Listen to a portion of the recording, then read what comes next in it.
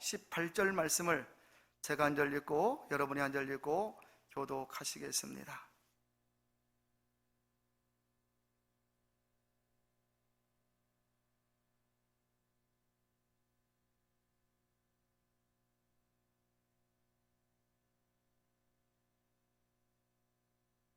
여호와의 말씀에 너희는 이제라도 금식하며 울며 애통하고 마음을 다하여 내게로 돌아오라 하셨나니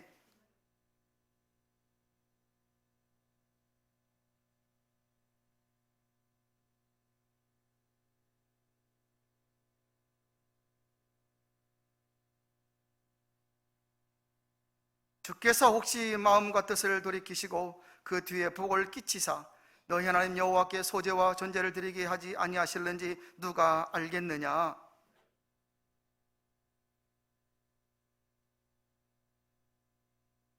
백성을 모아 그 회를 거룩게 하고 장로를 모으며 수하와 젖 먹는 자를 모으며 신랑을 그 방에서 나오게 하며 신부도 그 골방에서 나오게 하고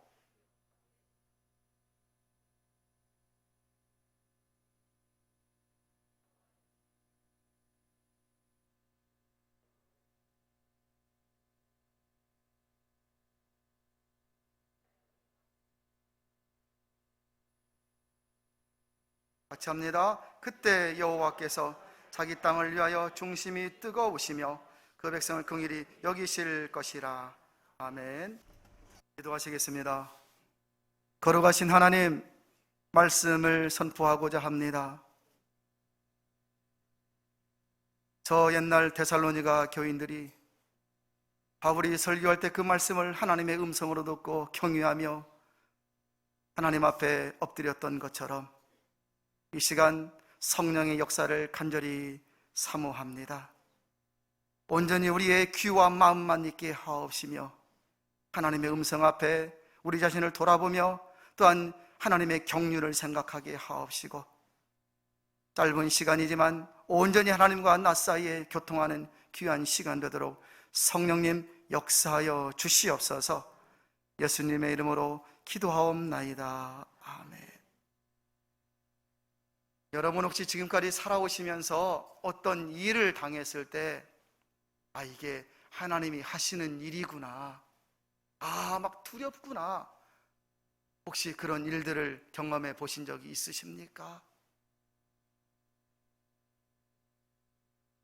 어떤 일들 앞에서 이해도 안 되고 또 내 생각으로 할 수 없는 그런 일들 앞에서 이게 하나님이 지금 무엇인가 하시고 계시구나 하면서 두렵구나, 혹시 그런 것을 느낀 적이 있으신가 묻는 것입니다.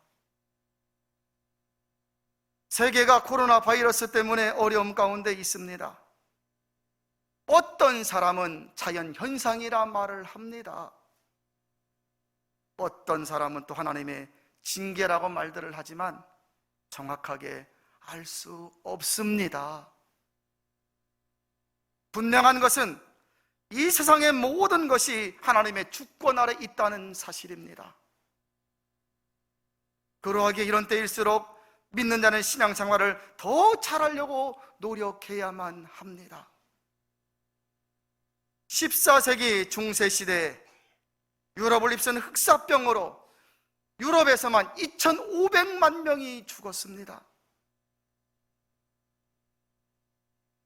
코로나 바이러스로 전 세계 사망자가 100만 명도 안 됩니다.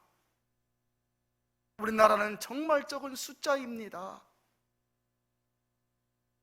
14세기에는 2,500만 명이 죽었는데 그 당시 사람들은 이 병이 무슨 병인지를 몰랐습니다. 그런데 후에 흑사병에 걸리면 사람이 시체가 새카맣게 변하는 것을 보면서 사람들이 흑사병이라 이렇게 이름을 붙였습니다. 종교개혁가 마틴 루터는 당시 흑사병 앞에서 이렇게 하나님께 기도했습니다. 오 주님, 당신은 가난하고 불쌍한 피조물들을 아십니다. 우리는 심히 연약하여 당신의 말씀 앞에 감사할 줄 모르고 당신의 뜻보다는 내 마음대로 살아갑니다. 주님, 우리를 불쌍히 여겨 주옵소서. 지금 우리는 범죄로 인하여 지독한 역병에 시달리고 있습니다. 우리의 교만을 징계하시되 당신의 자비 가운데 새로운 피조물로 거듭나게 하옵소서.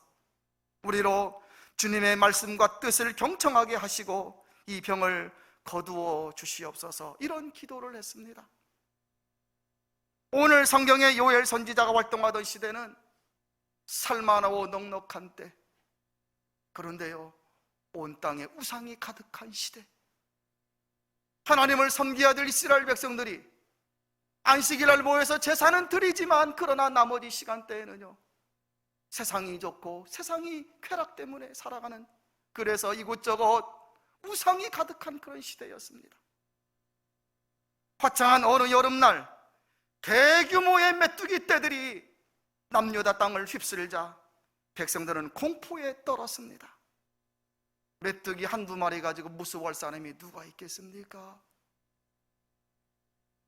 그러나 농부에게 있어서 대규모의 메뚜기 떼든 공포 그 자체 아닙니까? 메뚜기는 곡식을 다 갉아먹었고 온 나라는 극심한 기근에 빠졌습니다. 백성들은 양식이 핍절하여서 짐승 똥이라도 먹고 싶지만 똥조차도 구할 수가 없었습니다. 창고는 비었고 꿀이 없어 짐승은 죽어갔고 평안이 사라졌고 두려움만 가득하였습니다. 이스라엘 백성들은 이 메뚜기 재앙을 어떻게 생각했을까요? 우연이라고 생각했을까요? 알고 보니 메뚜기 재앙은 하나님의 징계였습니다. 하나님은 요엘 선지자를 보내셔서 이 메뚜기 재앙의 원인이 불신앙과 죄악에 있음을 지적하시고 하나님께로 돌아오라고 회개를 촉구하셨습니다. 메뚜기 떼가 극성일 때 하나님은 이 요엘에게 환상을 보여주십니다. 그 환상은 메뚜기 떼가 온 땅을 휩쓸듯 하늘의 군대가 온 세상을 심판하는 어두운 날에 대한 환상이었습니다. 요엘서 2장 2절을 보니 날이 임하는데 그날은 어둡고 캄캄한 날이요 빽빽한 구름이 끼인 날이라. 새벽빛이 산꼭대기에 덮인 것과 같이 강한 군대가 이르렀습니다. 이 같은 것이 역사 이래로 없었고 이후에도 없으리로다. 불이 그들 앞을 사르며 불꽃이 그들을 뒤를 태우니 예전의 땅은 에덴 동산 같았으나 후에는 황무한 풀 같으니 그것을 피한 자가 없도다 하였습니다. 그날은 이스라엘이 승리하는 날 아닙니다. 그날은 이스라엘이 웃는 날이 아니었습니다. 그날은 하나님의 심판의 날이었습니다. 11절에 보니 요엘 선지자는 그 환상을 보면서 이런 생각을 합니다. 2장 11절에 보니 지금 메뚜기 재앙도 이렇게 두려운데 그 심판의 날은 얼마나 두려울까. 그러면서 요엘은 하나님의 말씀을 선포하죠. 바로 12절 말씀입니다. 여호와의 말씀에 너희는 이제라도 금식하며 울며 애통하고 마음을 다하여 내게로 돌아오라 하셨나니. 그리고 백성을 깨우기 위해서 호소하기 시작합니다. 13절, 14절 말씀이 그것입니다. 너희는 옷을 찢지 말고 마음을 찢고 너희 하나님 여호와께로 돌아올지어다. 그는 은혜로우시며 자비로우시며 노하기를 더디하시며 이내가 그 시사 뜻을 돌이켜 재앙을 내리지 아니하시나니 주께서 혹시 마음과 뜻을 돌이키시고 그 뒤에 복을 주사 너희 하나님 여호와께 제사를 드리게 하시는지 누가 알겠느냐. 정말 피를 토하는 호소입니다.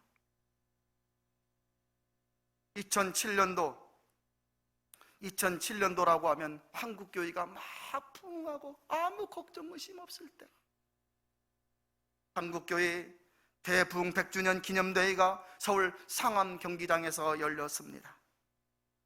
그날 경기장을 가득 메운 사람들에게 옥한훈 목사님, 지금은 작고하신 옥한훈 목사님이 설교하신 후에 통성기도를 시작하셨는데요, 이렇게 하면서 외쳤습니다.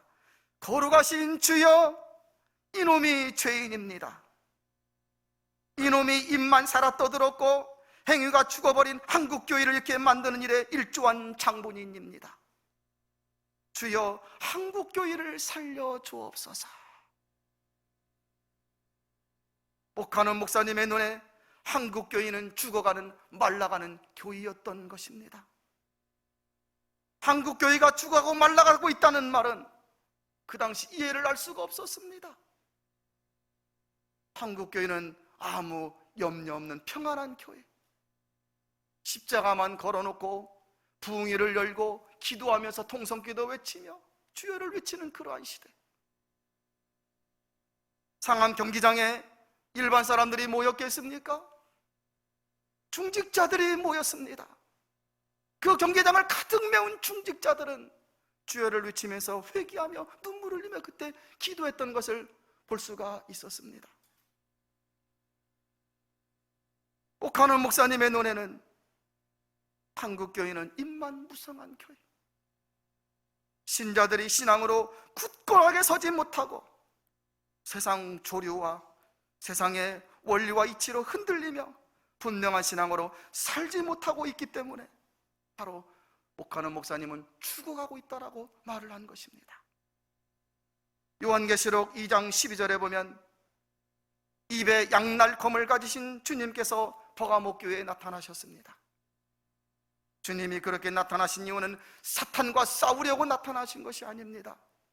바로 신앙생활을 잘못하고 있는 버가모 교회 신자들과 싸우려고 나타나신 것입니다.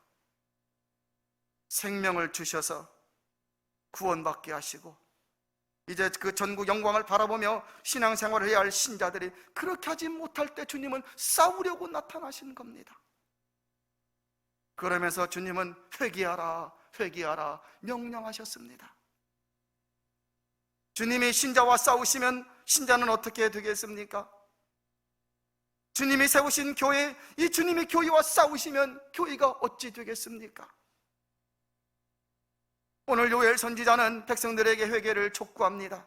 그게 바로 15절부터 나오는 내용입니다. 제사장들에게 회개를 촉구합니다. 장로들에게 회개를 촉구합니다. 남녀노소에게 회개를 촉구하면서 철저한 회개를 촉구합니다. 하나님 중심으로 살지 못했던 것을 회개하고 세상을 사랑했던 것을 회개하라고 회개를 촉구합니다. 눈물을 흘리며 금식하며 하나님을 다시 찾고 회개할 것을 촉구합니다.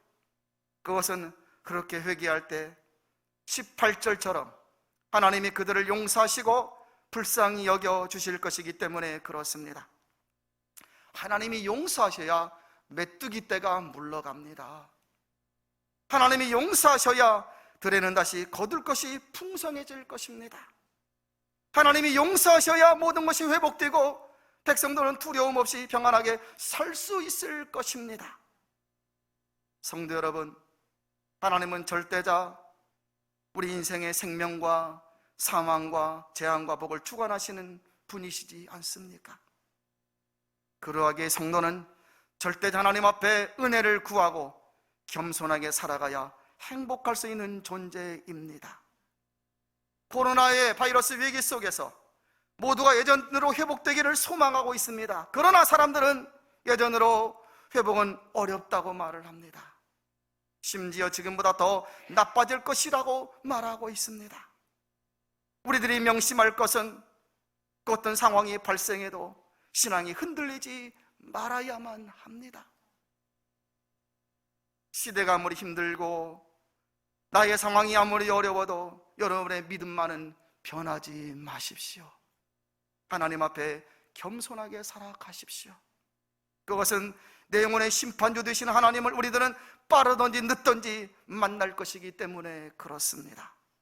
그때를 위해서 신앙생활을 잘해 나갈 수 있기를 당부드립니다. 코로나 바이러스 위기 속에서 하나님을 잘 믿기 위해 절대적으로 필요한 것, 오늘 이 아침에는 세 가지를 교훈하고자 합니다. 첫째는 하나님의 음성을 들어야 합니다. 육신의 부모와 자녀 관계도 일주일만 대화가 없다면 여러분 냉랭해지지 않습니까? 하나님 우리 영혼의 아버지, 그분의 음성을 듣지 못한다면 우리는 어떤 존재입니까?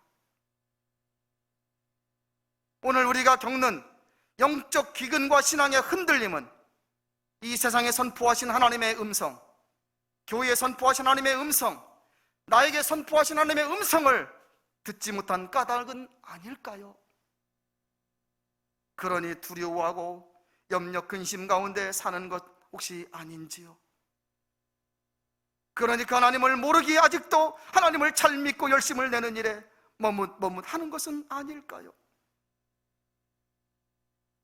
믿는 사람이 하나님의 음성을 못 들으면 불행할 수밖에 없습니다. 지금도 이 세상에 선포하신 하나님의 말씀 음성이 있습니다. 귀를 열고 마음을 열고 세 가지 정도로 여러분 통하여 하나님의 음성을 들을 수 있기를 당부드립니다. 말씀을 통하여 하나님의 음성을 들을 수 있습니다. 말씀을 통하여서 설교 말씀, 성경 말씀, 말씀을 통하여 하나님의 음성을 들을 수가 있습니다. 둘째로 시대의 징조와 상황과 환경을 통하여 하나님의 음성을 들을 수가 있습니다. 세 번째로 어떤 사람은 꿈을 통하여 하나님의 음성을 들을 수가 있습니다. 저는 여러분들이 어떤 통로든지 하나님과 교통하기를 소망하며 하나님께서 나와 함께 하시는구나, 그 음성 때문에 힘을 얻고 용기를 얻으면서 살아갈 수 있기를 축복합니다. 둘째로 필요한 것이 기도입니다. 하나님께 기도하는 시간을 가져야 합니다. 육신의 건강을 위해서 여러분 하루 꼬박꼬박 식사하시잖아요. 내 영의 건강을 위해서 집중하여 여러분 하나님께 기도하는 시간을 가져야 합니다. 성도의 삶은 기도로 살고 기도로 시작해서 기도로 마치는 삶이잖아요. 기도가 없으면 어떻게 될까요? 우리 인생도 신앙도 엉망이 되어버립니다. 기도를 안 하는 것은 인생을 포기하는 것과 같습니다. 그것은 우리의 인생이 운명과 팔자와 눈물과 세상 원리로 되어지기 때문에 그렇습니다. 이것들을 이기는 비결은 기도밖에 없습니다. 마귀가 힘이 있어도 기도로 이깁니다. 운명도 기도로 이깁니다. 하나님은 마귀보다 먼저 나의 기도를 듣고 계시는 분이심을 믿으십시오. 기도하기 위하여 입술을 열고 기도를 통해 내 마음을 하나님께 드리고 기도를 통해 인생의 고난을 극복하시고 기도를 통해 응답을 받고 기도를 통해 하나님 앞에 무릎을 꿇는 사람이 되어 갈 때 우리의 신앙은 더욱더 굳건하게 서가게 될 것입니다. 마지막 셋째로 필요한 것이 예배입니다. 예배는 하나님을 만나는 시간. 그래서 정성으로 드리는 예배를 산제사라고 말하는 것입니다. 예배 시간에 졸 때 있습니다. 예배 시간에 해찰할 수 있고 예배 시간에 다른 짓 할 수 있습니다. 그래서 저는 목회 기도 때 하나님 예배하는 1시간 동안 나의 마음과 생각 마귀가 뺏어가지 못하도록 보호해달라 그러는 겁니다. 하나님은 예배를 통하여 백성을 만나주시고 그 백성에게 복을 주시고 은혜를 베풀어 주시는 분이십니다. 예배만 잘 드려도 얼마나 후련한지요. 1907년 평양태 부흥운동 때 그 운동이 시작되기 바로 직전까지 여러분 어떤 예배를 드렸냐면 으르렁 거리는 예배를 드렸대요. 쉽게 말하면 예배 드리면서 긴장이 너무 되어서 창문이 흔들릴 것처럼 막 으르렁 하나님 앞에 선다는 것이 그런 것입니다. 그런 간절한 마음으로 예배를 드렸기에 성령의 폭탄 같은 역사가 그곳에 내린 것이지요. 오늘날 우리의 예배 가운데, 오늘날 여러분 우리 대한민국 교회 가운데 정말 저는 간절한 소원이 하나 있는데 이런 예배 한번 드리는 게 소원입니다. 성도들은 눈이 번쩍번쩍 빛나고 귀가 쫑긋하면서 하나님 앞에 마음과 영성을 한번 드려보는 그런 예배. 잠시 가정 예배를 드릴 수 있습니다. 그러려면 그 가정이 성전처럼 되어야 되잖아요. 소파에 혹시 누워서 아니면 여러분 왔다 갔다 하면서 그건 TV 틀어놓고 그건 아니잖아요. 여러분 하나님은 영이시니 예배하는 자는 신령과 진정으로 예배할지니라 그러셨잖아요. 사랑하는 성도 여러분, 인생은 짧고 영생은 깁니다. 코로나보다 만배나 더 두려운 것이 주님 앞에 서는 것입니다. 짧은 인생, 주님 앞에 설 날이 얼마 남지 않은 시간을 저는 여러분 모두 믿음으로 살아가시라고 당부드리고 싶습니다. 지금의 상황이 비록 힘들고 어려워도 그래도 믿음으로 살아가면 하나님은 반드시 기쁨의 열매를 거두도록 은혜 베풀어 주실 것입니다. 오늘 성경에 하나님은 여호와께로 돌아오라, 옷을 찢지 말고 마음을 찢으라 그래요. 코로나 상황에서 마음을 찢고 하나님 앞에 돌아오는 사람들이 많기를 저는 소원합니다. 여러분 모두 하나님의 음성을 매일매일 들으시면서 기도하며 예배하며 살아서 끝까지 믿음으로 승리하는 여러분의 인생이 되시기를 진심으로 축복합니다.